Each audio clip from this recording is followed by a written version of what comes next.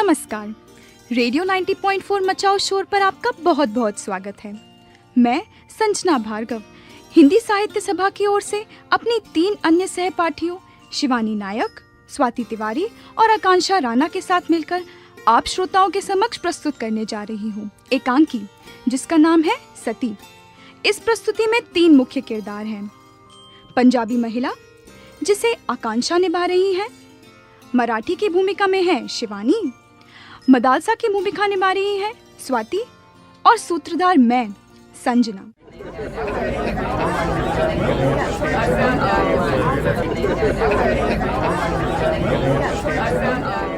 गाड़ी ठसाठस भरी थी। स्टेशन पर तीर्थयात्रियों का उफान सा उमड़ रहा था। एक तो माघ की पुण्यतिथि में अर्धकुंभी का मेला, उस पर प्रयाग का स्टेशन।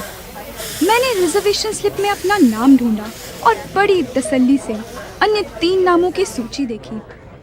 चलिए, तीनों महिलाएं ही थीं। पुरुष सहयात्रियों के नासिका गर्जन से तो छुट्टी मिली। 2 महिलाएं आ चुकी थीं। एक, जैसा कि मैंने नाम से ही अनुमान लगा लिया था, महाराष्ट्री थी और दूसरी पंजाबी। तीसरी मैं थी और चौथी अभी आई नहीं थी। मैं एक ही दिन के लिए बाहर जा रही थी, इसी से एक छोटा बटुआ ही साथ में था। आसपास बिखरे दोनों महिलाओं के भारी भरकम सूटकेस, स्टील के बक्स और मेरू पर्वत से ऊंचे ठसे खसे होल डाल देखकर मैंने अपने को बहुत हल्का फुल्का अनुभव किया। वैसे भी मैं सोचती हूँ, बक्स होल डाल यात्रा में जो सुख है वो अन्य किसी में नहीं। चटपट चढ़े और खटखट उतर गए। न कुलियों के हथेली पर धरे द्रव्य को अवज्ञापूर्ण दृष्टि से देख ये क्या दे रही हैं साहब के कहने का भय, न सहयात्रियों के उपालम की चिंता। मेरे साथ की महाराष्ट्री महिला ने अपने वृहदाकार स्टील के बक्स एक के ऊपर एक चुनकर पिरामिड से सजा दिए थे। लगता था वो प्रत्येक वस्तु के लिए स्थान और प्रत्येक स्थान के लिए वस्तु की उपादेयता में विश्वास रखती थी। वो स्वयं बड़ी शालीनता से लेटकर एक सीट में 2 तकिए लगाए एक मराठी पत्रिका पढ़ने में तल्लीन थी। दूसरी पंजाबी महिला के पास एक सूटकेस, टोकरी और बिस्तरी था, पर तीनों बेतरतीबी से बिखरे पड़े थे। उनका एक सुराहीदान, जिसकी एक टांग अधिकांश सुराहीदानों की भांति कुछ छोटी थी, बार बार लुढ़ककर उनको परेशान किए जा रहा था। वे बेचारी चश्मा उतार कर रखती। हाथ की जासूसी अंग्रेजी पुस्तक, जिसे पढ़ने में उन्हें पर्याप्त रस आ रहा था, औंधी कर बर्थ पर टिकाती। झुंझलाकर सुराहीदान ठिकाने से लगाकर जैसे ही हाथ की पुस्तक में रस की डुबकी लगाती कि सुराहीदान फिर लुढ़क जाता। मुझे उनकी उलझन देखकर बड़ी हंसी आ रही थी। वैसे मैं उनकी परेशानी काफ़ी हद तक दूर कर सकती थी, क्योंकि सुराहीदान मेरे पास ही धरा था। मैं उसकी लंगड़ी टांग को अपनी बर्थ से टिकाकर लुढ़कने से रोक सकती थी, पर सुराही को ऐसी बेतुकी काट की सवारी में साथ लेकर चलने वालों से मुझे कभी सहानुभूति नहीं रहती। पंजाबी महिला संभवतः किसी मीटिंग में भाग लेने जा रही थी, क्योंकि उनके साथ एक मोटी सी फाइल भी चल रही थी, जिसे खोलकर वे बीच बीच में हिल हिलाकर कुछ आंकड़ों को पहाड़ों की भांति रटने लगती और फिर बंद कर उपन्यास पढ़ने लगती। उनकी सलवार, कमीज, दुपट्टा, यहाँ तक कि रुमाल भी खद्दर का था, और शायद उसी के संघर्ष से उनकी लाल नाक का सिरा और भी अबीरी लग रहा था। उनके चेहरे पर रौब था, किंतु लावण्य नहीं। रंग गोरा था, किंतु खाल में हाथ की बुनी खादी सा ही खुरदुरापन था।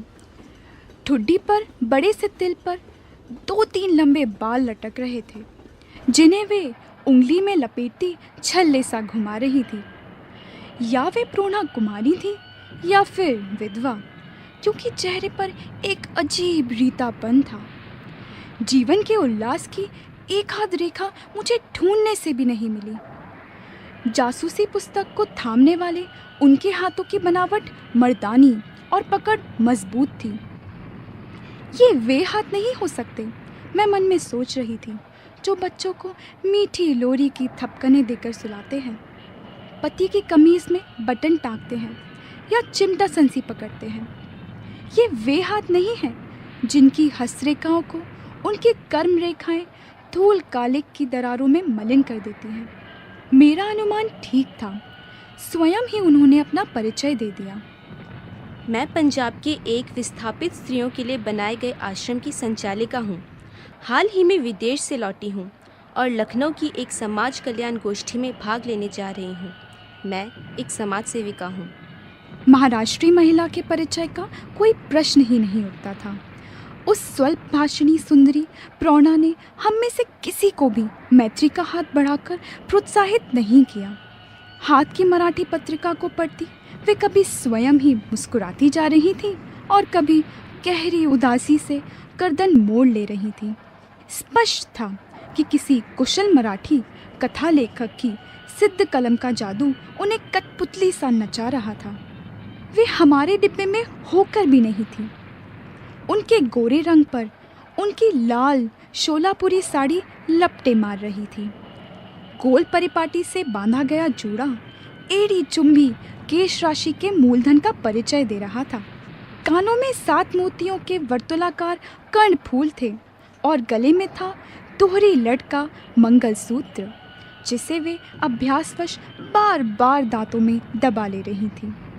उनके सामान पर संभवतः उनके पति के नाम का लेबल लगा था, मेजर जनरल वनोलकर, और वे वास्तव में भी थी मेजर जनरल की ही पत्नी होने के योग्य।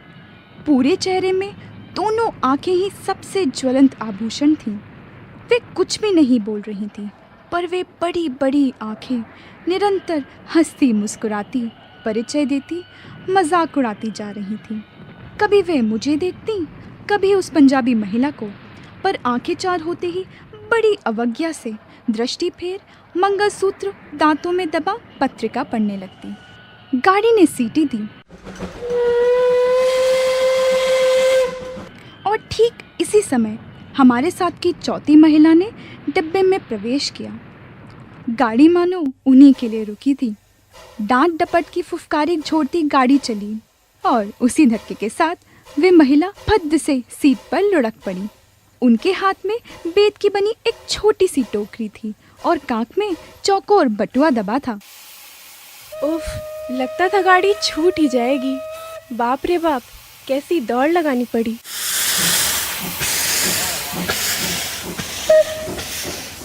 मैं उन्हें देखती ही रह गई। समाज सेविका ने जासूसी उपन्यास बंद कर दिया। मराठी मोनालिसा ने चश्मा उतारकर हाथ में ले लिया और बैठ गई। हम तीनों की ही दृष्टि उस चौथी पर आबद्ध हो गई। दोष हमारा नहीं था, वो चीज ही देखने लायक थी। हमारा घूरना उन्होंने भांप लिया। केम बैन, बहुत लंबी हूँ ना मैं। 6 foot 10.5 inch to be exact. शायद भारत की सबसे लंबी नारी। चलिए, ये अच्छा है कि इस डिब्बे में हम आज चारों महिलाएं ही हैं, नहीं तो मुए पुरुष भी मुझे घूरते। फिर वे दनादन हमारा इंटरव्यू लेने लगी। पहला प्रहार मुझ पर ही हुआ। अच्छा बहन, आप तो खाली हाथ दिखते हो। कहाँ से हो और कहाँ जा रहे हो? मैंने झटपट अपना परिचय दिया, पर वो कहाँ रुकने वाली थी। उसने तो प्रश्नों की झड़ी सी लगा दी। महाराष्ट्री महिला ने हिंदी नहीं जानता कह पीठ फेर ली, तो उस महिला ने त्रुटिहीन अंग्रेजी का धारा प्रवाह भाषण झाड़ दिया। मुझे मदालसा कहते हैं, मदालसा सिंघाड़िया। कल ही प्रिटोरिया से आई हूँ अपनी पति की मृतदेह लेने। मैं चौंक गई। समाज सेविका ने आगे बढ़ उसके दोनों हाथ थाम लिए। अरे राम राम, कोई दुर्घटना हो गई थी क्या? मदालसा की वेशभूषा में सद्य वैधव्य का कहीं कोई चिन्ह नहीं था। वे लंबी होने पर भी पठानिन सी गठे कसे शरीर की लावण्यमयी गत यौवना थी। उनके बाल किसी दामी सैलून में कटे सवरे लग रहे थे। अपनी धानी रेशमी साड़ी को वे हाफ पैंट की भांति ऊपर चढ़ा दोनों पैरों की पालथी मार आराम से जम गई। असल में पिछले वर्ष एक पर्वतारोही दल के साथ मेरे पति भारत आए थे। वहीं एक तूफान के नीचे दबकर उनकी मृत्यु हो गई। तो क्या मृतदेह अब मिली? हाँ, भारत सरकार ने मुझे सूचित किया तो भागती आई। बर्फ में दबी देह सुना ज्यों की त्यों मिली है। मेरे बुने स्वेटर का, जिसे उन्होंने पहना था, एक फंदा भी नहीं टूटा। मृत पति की स्मृति ने उन्हें भाव विभोर कर दिया। बटुए में से मर्दाना रुमाल निकाल वे कभी आंखें पोंछने लगी, कभी अपनी लंबी नाक। बेचारी करती भी क्या। अचानक हम तीनों को बेचारी मदालसा का 1 वर्ष पुराना वैधव्य एकदम ताज़ा लगने लगा। तो क्या अब आप अपने हस्बैंड का डेड बॉडी लेकर प्रिटोरिया फ्लाई करेगा? नहीं बहन, मैं असल में सती होने भारत आई हूँ। हम तीनों को एक साथ अपने इस उत्तर का क्लोरोफॉर्म सूंघा सती ने एकदम आंखें मूंद ली, जैसे वो चाह रही थी कि अब हम उन्हें शांति से पड़े रहने दें। ऐसा भी भला किसी ने सुना है इस युग में? सुस्पष्ट उच्चारण में अंग्रेजी बोलने वाली 6 फुट 10.5 इंच की काया कल बर्फ में दबी पति की 1 साल बासी लाश को छाती से लगा जल भुनकर राख हो जाएगी? नहीं, आपको ऐसी मूर्खता करने का कोई अधिकार नहीं है। ये एक अपराध है। क्या आप ये नहीं जानती? खादीदारी महिला उठकर मदालसा के सिरहाने बैठी।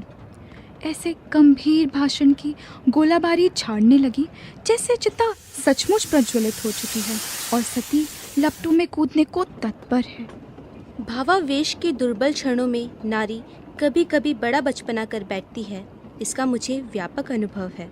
अभी हाल में ही मेरे आश्रम की 2 युवतियां ऐसी मूर्खता कर बैठीं। मुझे ही देखिए, भारत विभाजन के समय मेरे पति की हत्या कर दी गई, पर मैं क्या सती हो गई? हाँ, सिली सेंटिमेंट। यदि मैं भी उस दिन आपकी भांति सती हो जाती तो आज यह देह दीन दुखियों के काम आ सकती थी। पहले मॉडल जल की अध्यक्षा रही और अब गिरी बहनों के आश्रम की देखरेख करती हूँ। ना बहन ना, मैं तो सती होने ही भारत आई हूँ। हाय मेरा नील रतन, नीलू डार्लिंग। आप चाहें तो मैं आपके साथ चल सकती हूँ। आपके पति के अंतिम संस्कार में सहायता कर आपको अपने आश्रम में ले चलूँगी। धन्यवाद बहन, पर ब्रह्मा भी अब मुझे अपने निश्चय से नहीं डिगा सकते। ये रोग हमारे खानदान में चला आया है। मेरी परनानी तो राजा राम मोहन राय और सर विलियम बेंटिक को भी घिस्सा देकर सती हो गई थी, और नानी के लिए तो लोग कहते हैं कि नाना जी की मृत देह गोद में लेकर चिता में बैठते ही स्वयं चिता धू धू कर जल उठी थी। फिर मेरी माँ और अब मैं। खैर हटाइए भी, पता नहीं किस धुन में आकर आप लोगों से कह गई। I should not have told you.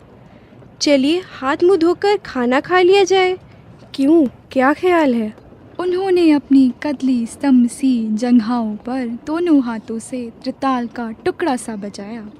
हम तीनों को एक बार फिर आश्चर्य सागर में गोता लगाने को छोड़ वे टोकरी से एक स्वच्छ तौलिया साबुन निकाल गुसलखाने में घुस गईं। उनके जाते ही हम तीनों परम मैत्री की एक डोर में गुद गए। मैंने मराठी महिला से कहा, अजीब औरत है, क्या आप सोचती हैं यह सचमुच सती होने जा रही है? देखिए, मरने वाला कभी ढिंडोरा पीट कर नहीं मरता। हमको तो इसका स्क्रू ढीला लगता है। इस जमाने में ऐसी सती फती कोई नहीं होती।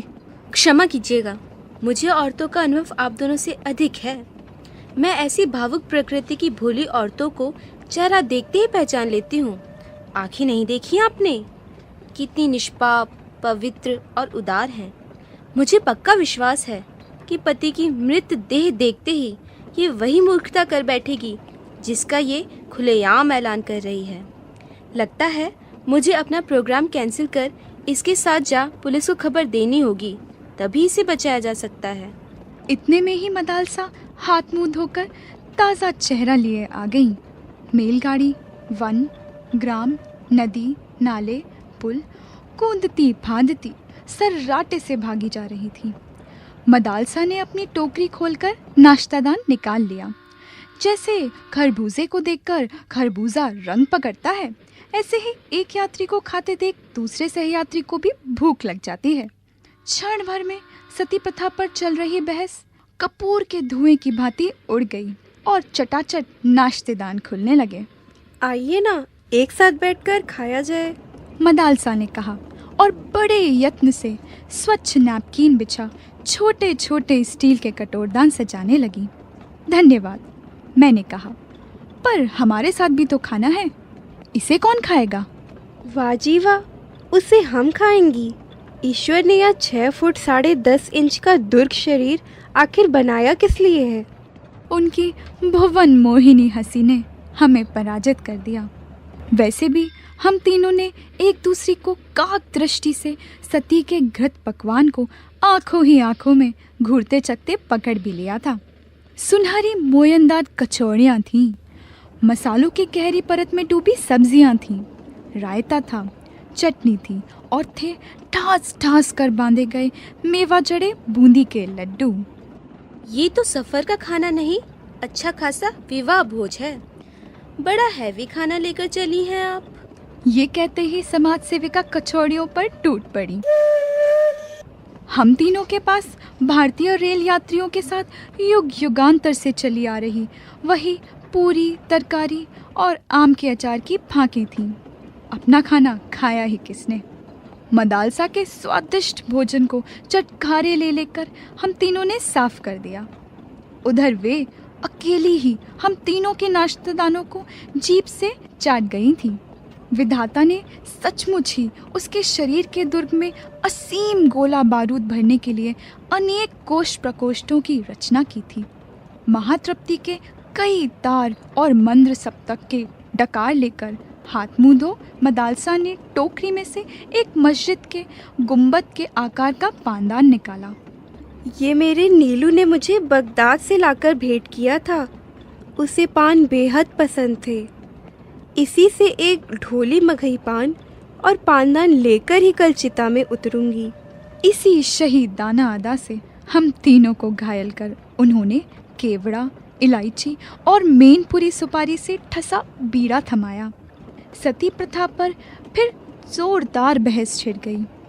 हाय मेरे अंतिम सफ़र की प्यारी साथियों, तुम अब हमें नहीं रोक सकती। ना जाण्यो जानकी नाथे सवारे शुथवानु छे। ना जाण्यो जानकी नाथे सवारू शुथवानु छे। समझी इसका अर्थ? जानकी नाथ भी यह नहीं जान सके थे कि सुबह क्या होगा। अब मुझे लगता है उस गुजराती पद की व्याख्या उन्होंने संभवतः हमारे ही हित में की थी। चलो जी, अब सो जाओ सब। आज इस पृथ्वी पर मेरी ये अंतिम निद्रा है। बहन, बहस व्यर्थ है। चलो, गुड नाइट। और बहुत प्यारे प्यारे सपने देखे तुम तीनों को। सचमुच ही उसकी शुभकामनाओं ने जादू का असर किया। ऐसी नींद तो पहले कभी आई ही नहीं थी। और सपने, कभी लगता चकमकाते आभूषणों के ढेर में गोते खा रही हूँ। हीरे के हारों से गर्दन टूटी जा रही है, बाजूबंद अंगूठियों के भार से हड्डियाँ खिसकी जा रही हैं। और साड़ियाँ, क्या क्या रंग हैं, कैसा चिकना रेशम। साड़ियों के विशाल सागर में रंगीन कीमती साड़ियों की तरंगे रह रह कर उठ रही हैं। इससे प्यारे सपने और क्या दिख सकते थे? पर सपनों का अंत भी समुद्र के ज्वार भाटे की ही भांति हुआ। वास्तविकता की अंतिम तरंग ने पटाख से हम तीनों को धो भी पछाड़ दी। आंखें खोली तो सती गायब थी। हाय मेरा स्टील का बक्स, उसमें तो मेरे विवाह का जड़ाऊ सेट था। लगता है वो सती की बच्ची हमें कुछ विष खिला गई। सिर फटा जा रहा है। हाँ, ठीक ही तो कह रही थी मिसेस वनोलकर।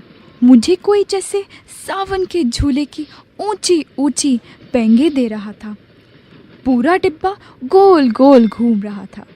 पंखे के चारों ओर बल्ब, बल्ब के चारों ओर छत और छत के इर्द गिर्द कई रेशमी साड़ियाँ और भारी भारी आभूषण पहने स्वयं में लट्टू सी घूम रही थी। कभी जी में आ रहा था कि जोर जोर से हंसूं, कभी दहाड़े मारकर रोने को तड़प रही थी। बहुत पहले एक बार भाभी ने भंग खिलाकर ऐसी ही अवस्था कर दी थी। सुना गया है कि कुकुरमुत्तों को पीसकर बनाया गया विष भी ऐसे ही मीठे सपने दिखाता है। उनको खाते ही नींद आ जाती है, जो कभी कभी कई दिनों तक नहीं टूटती। मीठे सपने दिखा सजग मनुष्य को अर्ध विक्षिप्त सा कर देने वाला यह अवश्य ही वही विष होगा। समाज सेविका दोनों हाथों से सर थामे बिलख रही थी। हाय मैं तो लुट गई, हाय मैं तो लुट गई। मेरे सूटकेस में आश्रम का 10,000 रुपया था। और मैं सहसा गोल मोल घूमते रेल के डिब्बे में गोल घूमते मेरे दिमाग ने मुझे सूचित किया, तुम्हारा बटुआ ले गई, बटुआ।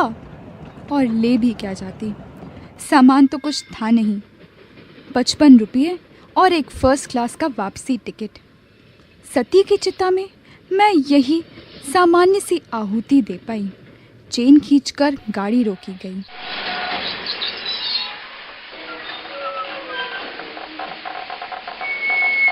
सचमुच ही समाज सेविका को पुलिस को खबर देनी पड़ी, पर सती को बचाने नहीं, पकड़वाने के लिए।